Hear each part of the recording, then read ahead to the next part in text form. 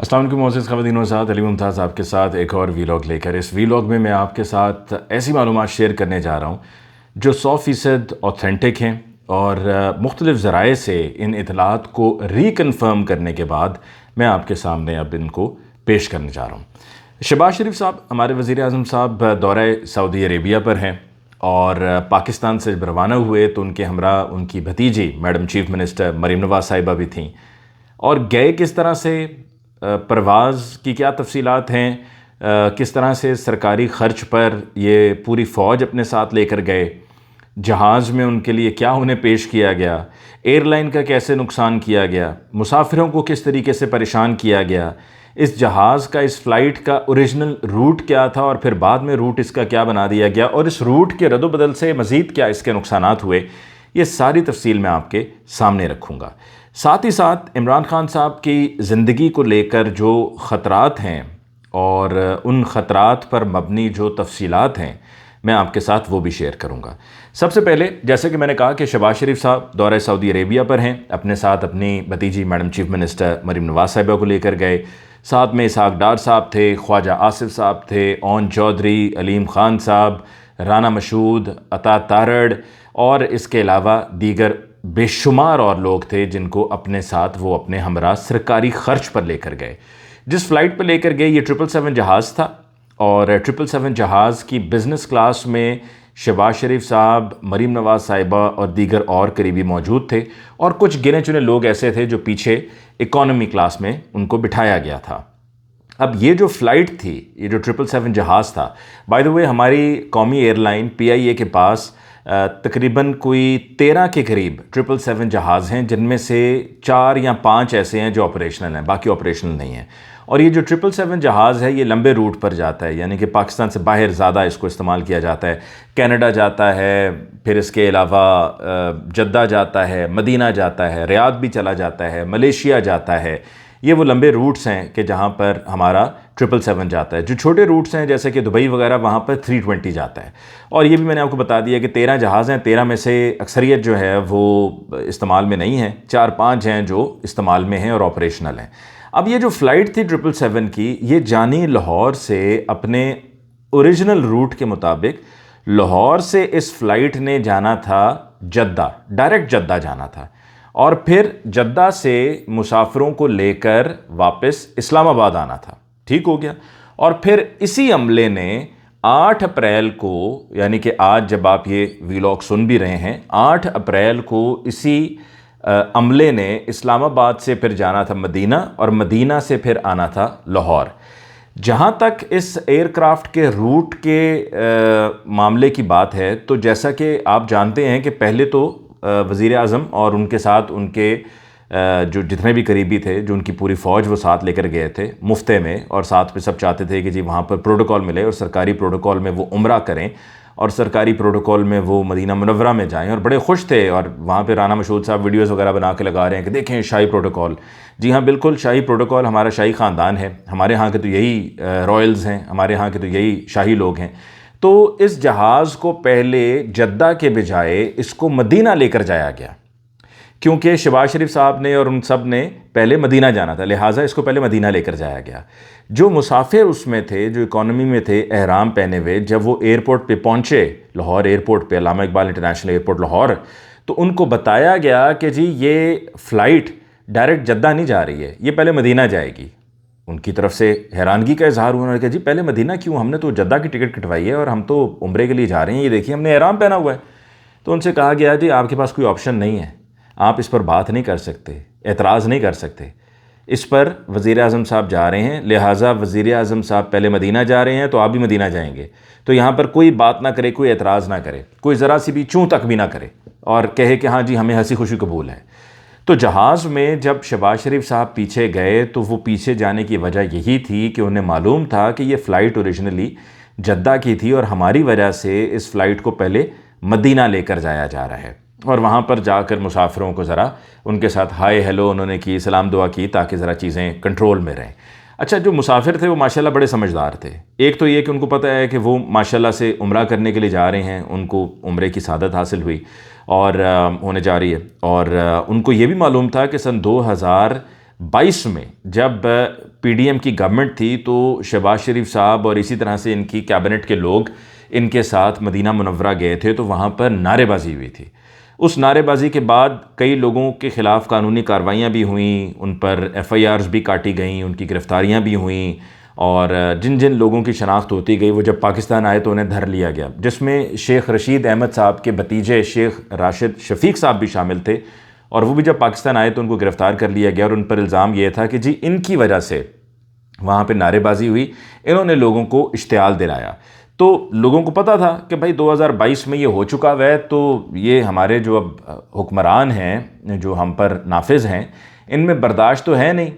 तो अगर हमने अभी कुछ किया तो हम खाम में अपने लिए मसाइल खड़े करेंगे, हमने वापस पाकिस्तान आना है, हम अभी उम्रे के लिए जा रहे हैं, हमें उम्रा करना है, हमारी तरजीह वो है, हमारी तवज्जो उस तरफ है, ये ठीक है सफ़र काट लेते हैं जैसे भी कटना है। अच्छा, ये जो जहाज़ में जितने भी लोग ये पूरा वीवीआईपी जो प्रोटोकॉल के साथ जा रहे थे,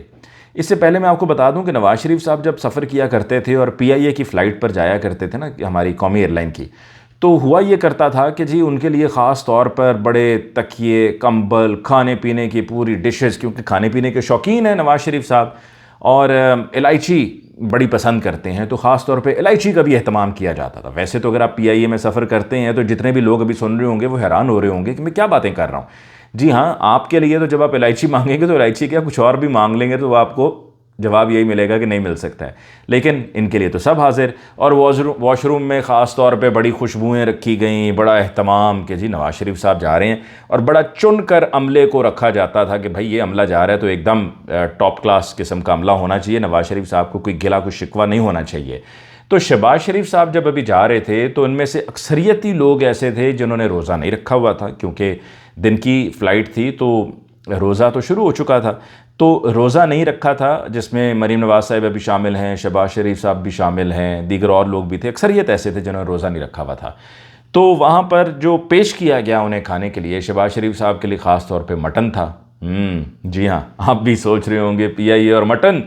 शहबाज शरीफ साहब के लिए। जनाब, हम तो यहाँ पर सुनते हैं ना कि किफ़ायत शुआरी, ऑस्टेरिटी मेजर्स के हमने ख़र्चे बचाने हैं, ये ख़र्चे बचाए जा रहे हैं। मतलब अपनी जेब से नहीं जाना है और साथ में सबको साथ लेकर जाना है, सबको राज़ीबाजी करके साथ लेके जाना है, सरकारी जहाज़ पर जाना है, यानी कि पीआईए की कमर्शियल फ़्लाइट पे मुफ्ते में ट्रैवल करना है, और वहाँ जाकर भी इस तरह ठाट बाट से वक्त गुजार कर वापस आना है। तो लिहाजा कोई रौला ही नहीं है। तो शहबाज शरीफ साहब के लिए मटन, और साथ में शहबाज शरीफ साहब ने चपाती मांगी तो उनको चपाती पेश की गई। फिर उसके अलावा सूप भी था शहबाज शरीफ साहब के लिए। ज़रा सुनते जाएं और हैरान होते जाएं कि पीआईए की फ़्लाइट है ये, पीआईए की, कोई और नहीं है ये, एमिरेट्स, इत्तेहाद, कतर वगैरह उस तरह की फ़्लाइट्स नहीं है, पीआईए की फ़्लाइट है। सूप दिया गया शहबाज शरीफ साहब को, मटन दिया गया, मटन के साथ चपाती थी, फिर उसके अलावा सैंडविचेज़ अवेलेबल थे, ग्रीन टी अवेलेबल थी, कटा हुआ फ्रूट अवेलेबल था। ये तमाम तर सहूलियात इस वफ़द के लिए थे, इस डेलीगेशन के लिए थे जो शहबाज शरीफ साहब के साथ थे, कि जो आप चाहें, आप की अपनी एयरलाइन है, आपका अपना जहाज़ है, जो मर्ज़ी खाओ पियो मौजा करो, कोई पूछने वाला नहीं। और शहबाज शरीफ साहब को ये सब जब पेश किया गया तो खैर जैसे कि मैंने आपसे कहा कि उनमें से अक्सरियत का रोज़ा नहीं था। ये पीआईए वही एयरलाइन है जो कि कहते हैं खसारे में है, और कहते हैं जी पीआईए खसारे में है तो इसको हमने प्राइवेटाइज़ करना है, और जब प्राइवेटाइज़ करेंगे तो पीआईए का नाम तो यही रहेगा, नाम नहीं तब्दील होगा। उसकी बहुत बड़ी वजह यह है कि पीआईए के पास बड़ी ज़बरदस्त रूट्स हैं पहले से। 777 जहाज़ की जो मैंने आपको पहले तफसील बताई कि कहाँ कहाँ 777 जहाज़ जाता है, तो उसमें ये भी ऐड कर लीजिए कि 777 जहाज़ तुर्की भी जाता है, तुर्किया भी जाता है। तो इस एयरलाइन के पास पहले से चूँकि इतने अच्छे रूट्स हैं, अब जो भी कोई नया ग्रुप इसको टेक ओवर करेगा तो वो उसमें पैसे डालकर जहाज़ तो ऐड ऑन कर लेगा, जहाज़ इजाफी शामिल कर लिए जाएंगे, अच्छे अच्छे जहाज़ शामिल कर लिए जाएंगे, लेकिन रूट्स के लिए, और ये जो अच्छे रूट्स हैं जो पीआईए के पास हैं, ये नहीं मिलेंगे। तो लिहाजा नाम यही चलेगा, पाकिस्तान इंटरनेशनल एयरलाइंस, क्योंकि हमारा ये कैरियर है। और यही इंडियन एयरलाइंस के साथ भी हुआ था, एयर इंडिया के साथ भी ऐसे हुआ था, तो यही मोर और लेस हमारे यहाँ भी यही कुछ होने जा रहा है। अच्छा, ये जो फ़्लाइट थी ये फिर मदीना से गई आगे जद्दा, एक्स्ट्रा फ्यूल खर्च हुआ इस एयरलाइन का जो कि खसारे में है। सरकारी ख़र्च पर मज़ीद फ्यूल जलाकर आपने जाकर एहराम पहने हुए मुसाफिरों को उनकी मंजिल जद्दा पहुँचाया, जद्दा से फिर वो जहाज़ वापस इस्लामाबाद आया। अब जब आपने जाना ही था मदीना तो आप 8 अप्रैल को चले जाते, और इस्लामाबाद से चले जाते, इस्लामाबाद से मदीना फ़्लाइट जा रही थी, आप उस पर चले जाते और फिर उसी फ़्लाइट ने लाहौर भी आना था, लेकिन खैर आपने तो वहाँ पहुँच जाना था, उतर जाना था, फिर वापसी का आप कोई और रूट देख लेते।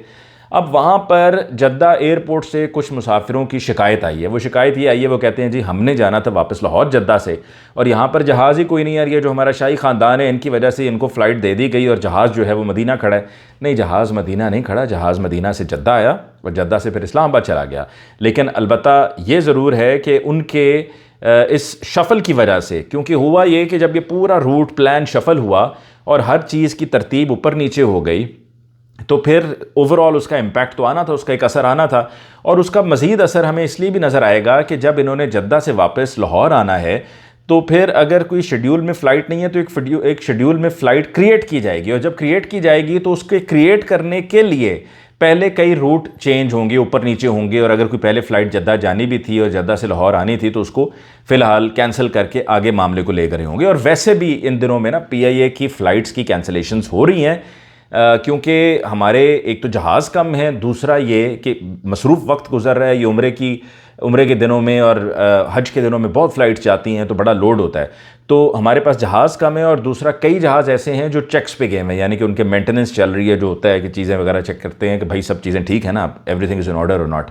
तो वो वहाँ पर जहाज़ हमारे चेक्स पर भी गए हैं। इस वजह से हमारे पास लोड बहुत ज़्यादा है, तो इसका पूरा ओवरऑल एक इम्पैक्ट ज़रूर आना है। और शहबाज शरीफ साहब और उनके वफ्द को इस बात का एहसास नहीं है, वो कहते हैं भाई हमने जाना है सो हम चले गए। ठीक है, आप जाते ज़रूर जाते, आप अपनी जेब से खर्च करके जाते, और अगर आपने सरकारी जहाज़ पे भी जाना था, यानी कि अगर आपने इस तरीके से PIA के फ़्लाइट पर भी जाना था, तो बेहतर यही होता है कि आप अपने साथ जो ये तमाम लोगों को लेकर गए हैं उनके शौक़ पूरे करने के लिए, जो पहली मर्तबा ये सारा कुछ देख रहे होंगे तो कहते होंगे जनाब एक बारी हैं हमें साथ लेकर जाएं, तो वो उनको आप यहाँ छोड़ कर जाते, सिर्फ आप गिने चुने लोग साथ लेके जाते, काम के लोग लेकर जाते वहाँ पर जाकर सऊदी शहज़ादे से आप मुलाकात करते, जो कि अब हो भी गई है, और वापस आ जाते। एज सिंपल एज दैट, सादा रखते सारे सिलसिले को। सब की क्या ज़रूरत थी, आपको क्या ज़रूरत थी? कोई ज़रूरत नहीं थी। अच्छा जी, दूसरी तरफ शहबाज इमरान खान साहब की जो जान को ख़तरा है, जो ये इतलात आ रही हैं, वो सीरियस थ्रेट है, और वो इस तरह से सीरियस थ्रेट है कि जब इमरान खान साहब अभी जेल में हैं, तो जेल में तो जेल इंतज़ामिया, पंजाब गवर्नमेंट, और जैसा कि इमरान खान साहब ने कहा कि जी अगर उनको कुछ हुआ या उनकी अहलिया बुशरा बीबी को कुछ हुआ तो इस्टेब्लिशमेंट ज़िम्मेदार होगी। तो अभी तो वो चूँकि उनकी ज़िम्मेदारी हैं, इस वजह से वो वहाँ पर जेल में हैं, तो सबकी मेरी नज़र में वो सिक्योर हैं वहाँ पर। लेकिन जब वो बाहर आएंगे तो जिस तरह 3 नवंबर सन 2022 को उनके ऊपर एक अटैक हुआ था, उस तरह की खुदा न खास्ता दोबारा सूरत हाल हो सकती है, और उसके लिए एक बाकायदा तैयारी की जाएगी। बिकॉज़ इमरान खान साहब एक इतनी बड़ी थ्रेट हैं PDM के लिए और तमाम तर उन लोगों के लिए जिनको वो बिल्कुल हेड टू हेड उनको वो लेते रहे हैं, मतलब बिल्कुल उनके साथ मुकाबला करते रहे, आंखों में आंखें डाल के बात करते रहे, तो उनके लिए वो बहुत बड़ी थ्रेट है। और जब तक इमरान खान साहब मौजूद हैं और जब तक वो जो उनके मकासद हैं उसमें वो कामयाब नहीं होंगे, यानी कि उनके लिए ज़रूरी है कि जी इमरान खान साहब को रास्ते से हटाया जाए, तो ही हम अपने मकासद में कामयाब हो सकते हैं। और जेल में रख कर ये मकासद पूरे नहीं हो सकते। इसलिए जो अभी पिछले दिनों में शानदाना गुलजार साहिबा ने भी बात की थी, जिस पर उनको बड़ा क्रिटिसाइज़ लोगों ने किया कि जी आप तो चाहते ही हैं कि इमरान खान साहब जेल में रहें।